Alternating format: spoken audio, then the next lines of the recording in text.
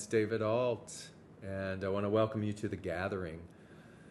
You know what's so fun about the era of life that we exist in, and it's technology. And I'm starting to realize that no matter where my schedule life takes me, is that I can always be in contact with you via these shares. And so here I am sharing from Costa Rica the day before I return home. And I'm so fortunate to have been gifted a place to stay along the ocean from a client. It's been a beautiful week where my beloved joined me. I've been able to really sit deep in a reintegration process with all of the information and the healing that took place for me last week at Rhythmia Life Advancement Center. Integration is a really key thing. You know, we've all been to those retreats. We've all had those peak experiences only to go back to our routine. And when we haven't fully been gifted the time to sit with and write down and perhaps journal and massage the information and the awarenesses that have come, they can just sort of drift back up into the ethers. And don't get me wrong, we can reintegrate anywhere. We could reintegrate at home in our laundry room if the intention is there. But the intention was a lot easier to be able to do that in such a magnificent and beautiful space. And so I'm truly grateful. And I want to speak to you today about the deepening of those awarenesses that have come from this reintegration.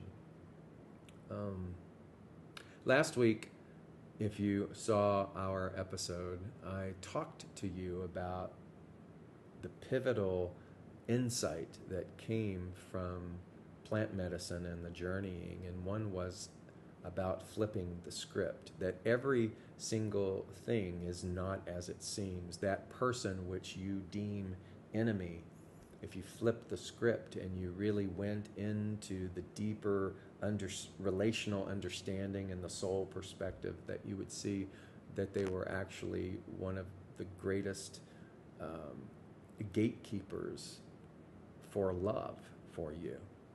And I know that sounds absurd, but if you go back and listen to last week's video, you'll hear some of the personal experiences that I was talking about, how in fact, like a dog, for instance, you know, we all pride ourselves in the way in which we love our animals, and we think that we are their master. But one of those insights during ceremony last week was that they are actually the master. They're teaching us the qualities of what it is to nurture and to love. But they're actually the ones that are instructing us. I found that fascinating. And so the biggest perpetrators of our grief, as I mentioned last week, the biggest betrayals, if you looked at all of that from a soul perspective on the multi-plane of existence, not just this singular plane of existence, you would see this meticulous, orchestrated love that is pulling us to our essential self, pulling us to our essential self. Let me just put that this way. We're all headed towards one place, one experience, one thing. What is that? It is a return to the pure essence of God, or love, or source. We're returning to that.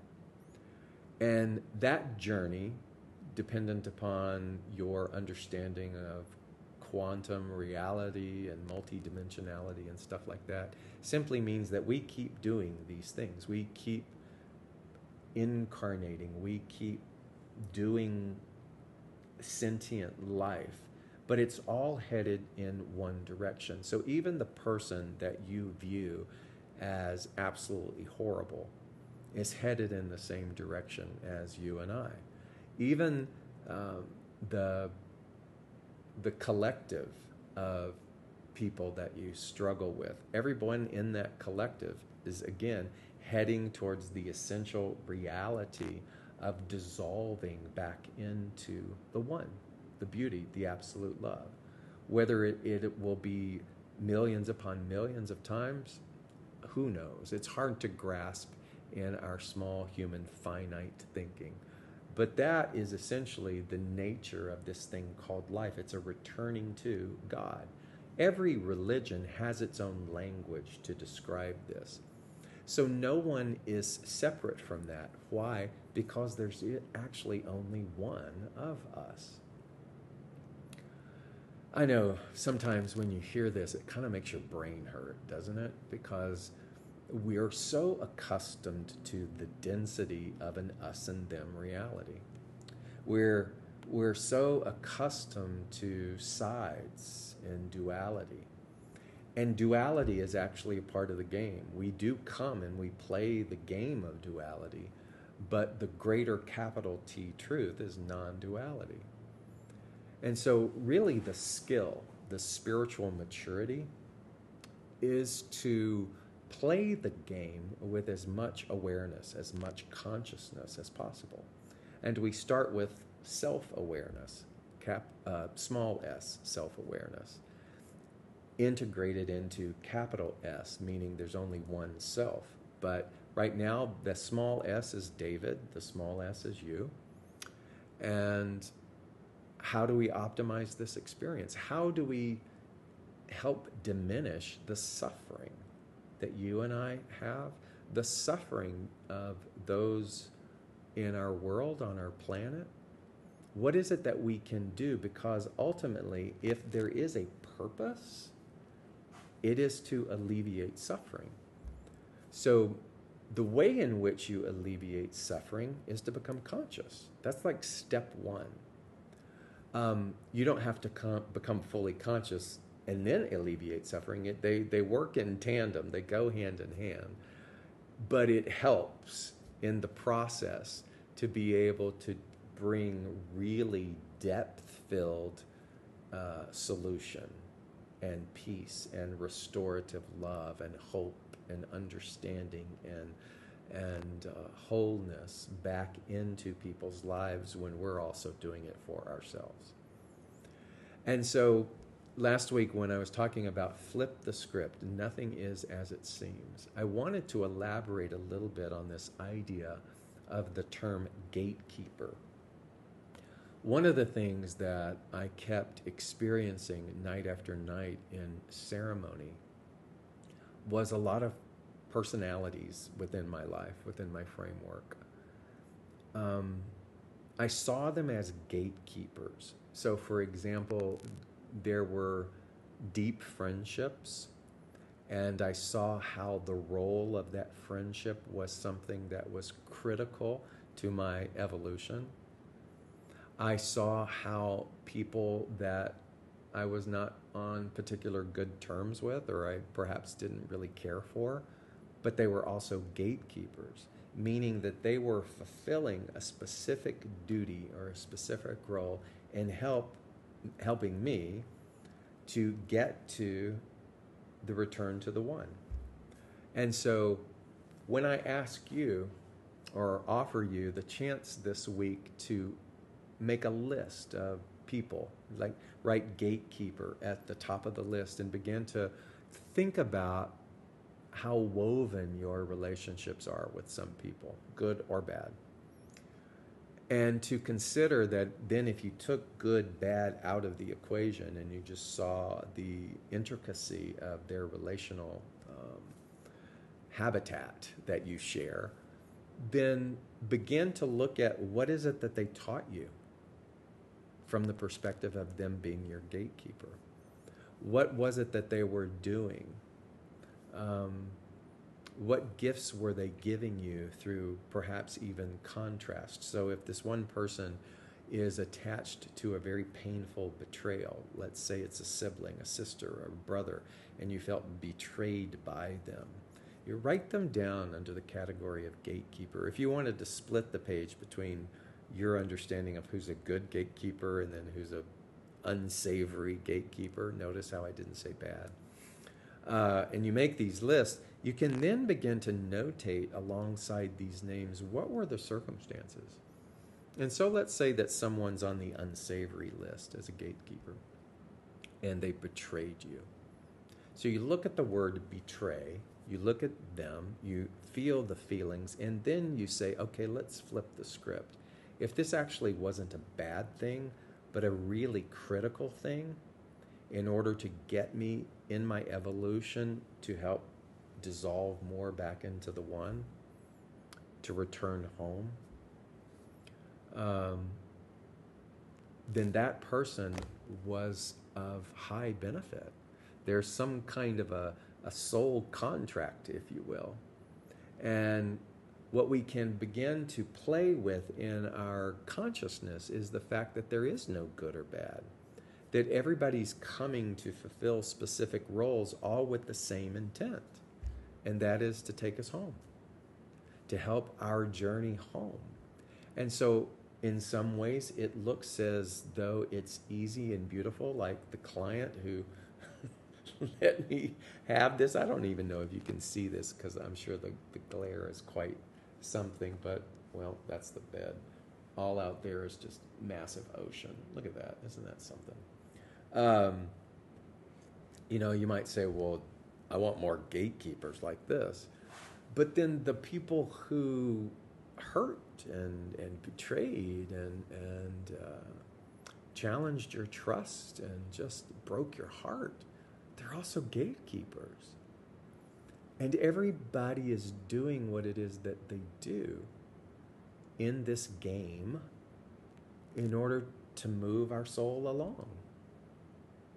And obviously, we have preference. Obviously, we would really love to align ourselves with those people who provide a nurturing space. And in fact, that's so much a part of the lexicon of our teachings about self-care. It's like, eliminate these people out of your life and make space for these people. And that's all well and good.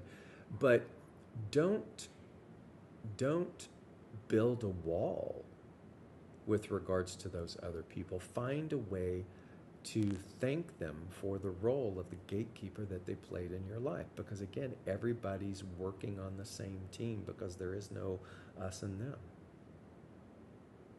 So when I thought about abuse, when I thought about fears, when I thought about all of the things that were a part of my childhood that were buried deep inside, when I still feel some of the carryover and the residue of anxiety about feeling separate from God at times when I feel inadequate or I don't think that someone likes me. I mean, all of that stuff will still be there. It's so much more compassionate to think about and hold all of that stuff than in this idea of everything is for me and not against me. Everyone's a gatekeeper for me, helping push me through one gate, one portal, into the next, into the next, into the next. Everyone and everything is value. So one of the things that I wrote in a newsletter that I sent out yesterday was that everyone and everything is your guru. So what's the same thing? What is a guru? A guru is an influential teacher who imparts an initiation. So initiation is good. Initiation is sort of a curriculum where we slough off childish immaturity in order to move more into the mature awareness of wisdom. To me, that's kind of what an initiation. It's a rite of passage from a density of consciousness into a more expansive consciousness. And so everybody then is a guru. The person who stole something from you is a guru. The person who loves you unconditionally is a guru. So everyone and everything is your teacher. Everyone and everything is your guru. And when we can stop looking at this as some kind of high, unattainable concept and begin to practice these things, then you can wake up every single day, again, with a beautiful intention and say, let me see all and everything as my guru. Let me see and recognize all those who have been gatekeepers for me. Let me make a list. Let me thank them. Let me hold ceremony, whether I'm writing them energetically, my appreciation, whether I am allowing myself to do my own version of forgiveness to them. Something that is active, not passive.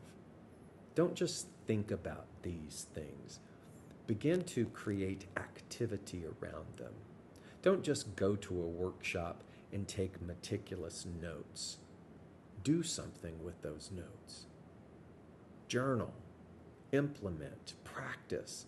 You don't have to announce it. You don't have to compare your data and your experience and your application to anyone else, but do something. Move, action. Movement and action will create a re-energizement, I love making up words, in your experience that can help pull you out of this inertia.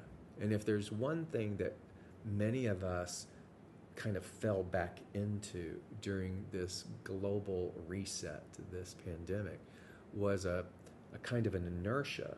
Now, let's say not everything's not as it seems. So let's say that something that appears to be inertia is actually a beautiful resetting and a stillness that is helping us to learn. That's true. And yet, like we can do anything, we can take stillness and create stagnation.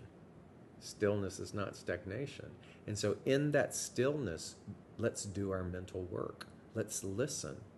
Let's become so highly attuned to the willingness to see everyone and everything as a gatekeeper, as a guru, so that we can all be on this team of helping alleviate suffering in the world. So just the ideas of the gatekeepers were brilliant, because I wasn't having to reach for memories. They just would pop up and I would go, oh, what role did they play? And there were so many people who were inspirations to me, who guided me, who mentored me.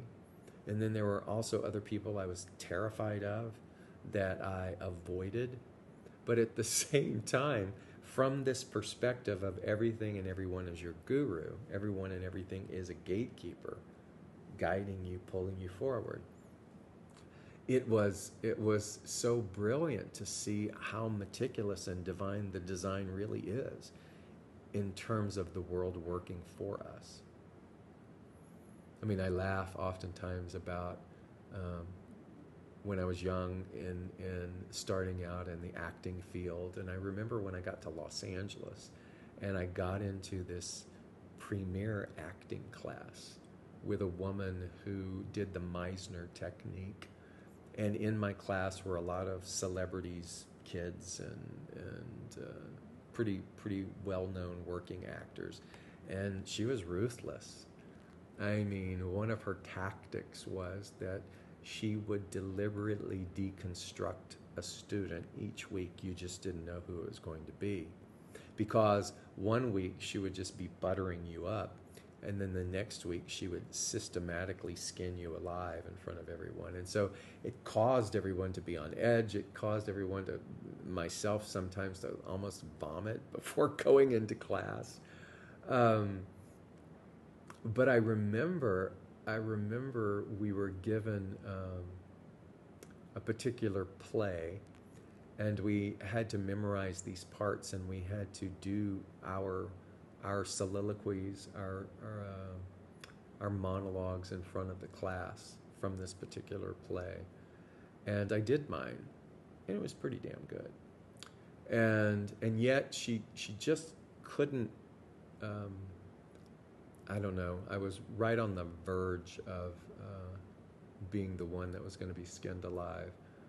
And she said some pretty cruel things to me in front of everyone, and I could feel the heat and I could feel the shame, because in truth I had a mother who was so volatile. her rage was always on the tip of her tongue and right behind her eyes and ready to pierce and go.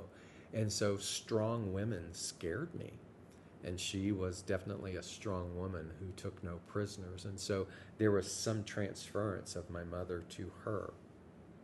And so when she was doing this, and I could feel the heat coming up, and I could feel all of that, those familiar feelings from childhood, I remember something in that moment clicked. And I was like, you don't have to accept this. And I turned in that class. And essentially, I just said, enough. Enough. And I remember walking off of the little stair-step stage that was in the classroom and gathering my things, and I left. I'd paid a lot of money to be in that class.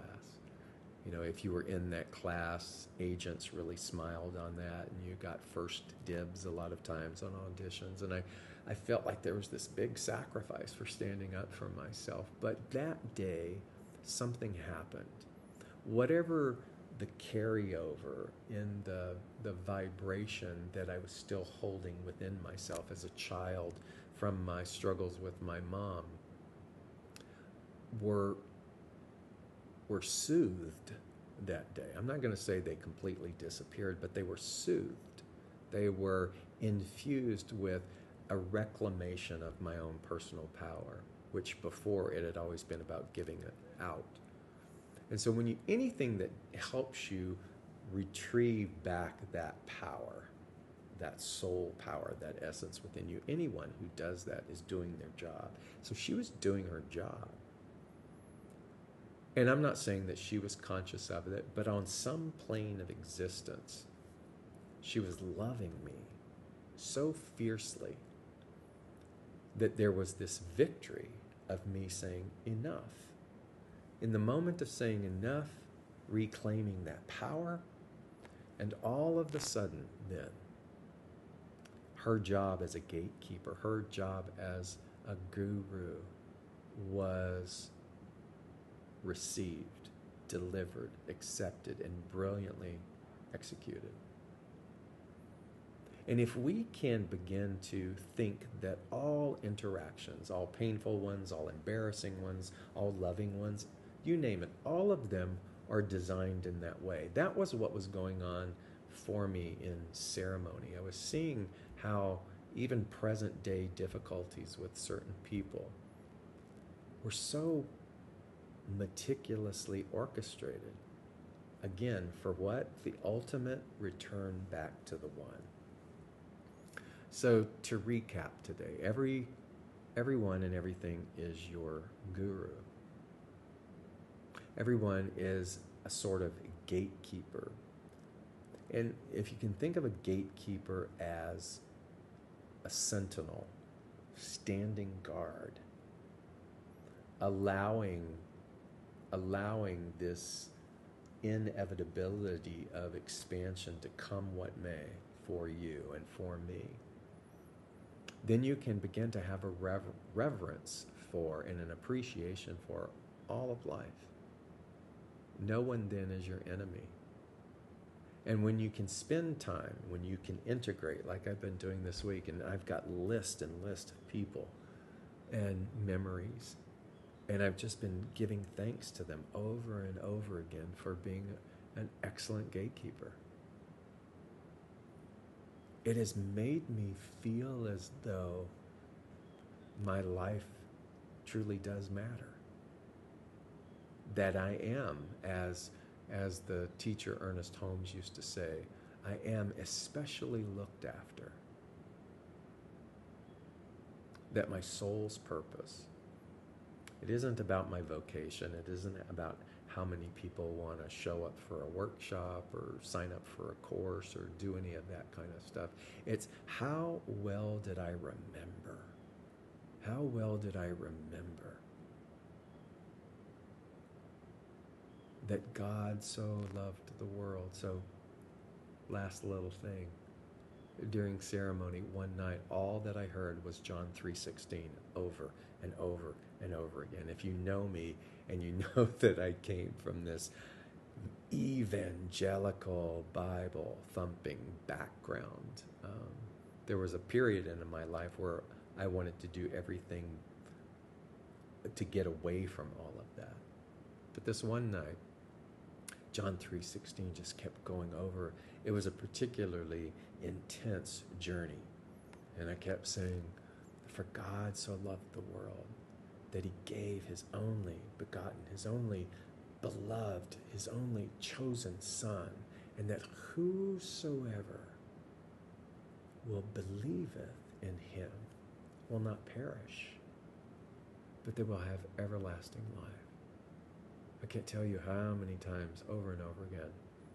And then all of a sudden, it changed. And it was, for God so loved the world that he gave me. For I was the Son, you are the son, the daughter, the child of God. For God so loved the world that he gave me to the world. And that to the degree that I can believe in this, I can love this,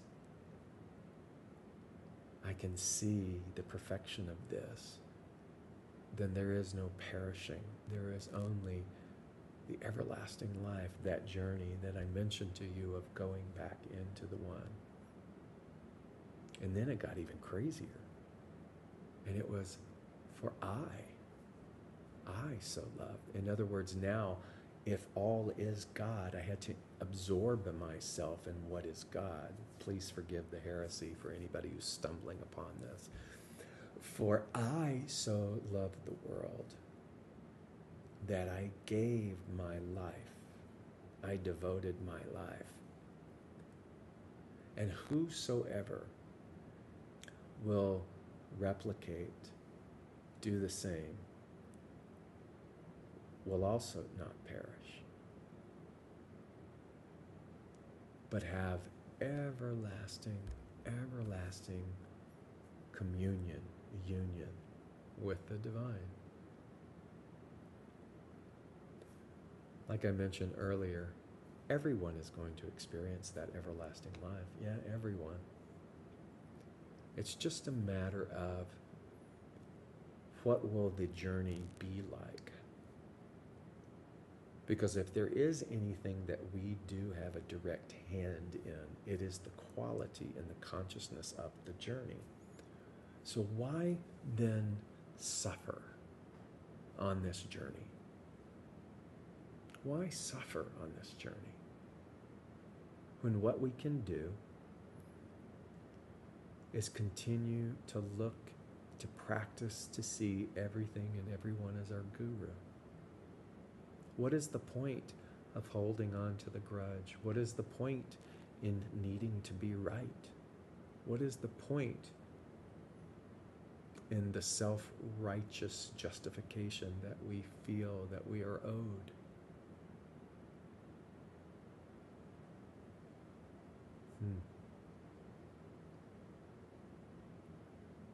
May our intersections, yours and my intersection, continue to build upon this. And maybe even this very day, if you are willing, you will take the time to create your own little module of integration of these ideas so that you can also begin to feel that peace. I love you very much. I thank you, no matter how you found this, if you're here on the Facebook page or if you're on the YouTube channel, thank you. And if you're watching this in August of 2021, I would invite you to go to my website because there's some classes coming up. And if you want to study, if you want to spend some more virtual time, I'd love that. If you want to have me come teach, come see you in your area, Nothing brings me more joy. So, blessings. And as they say in Costa Rica, pura vida. Bye-bye.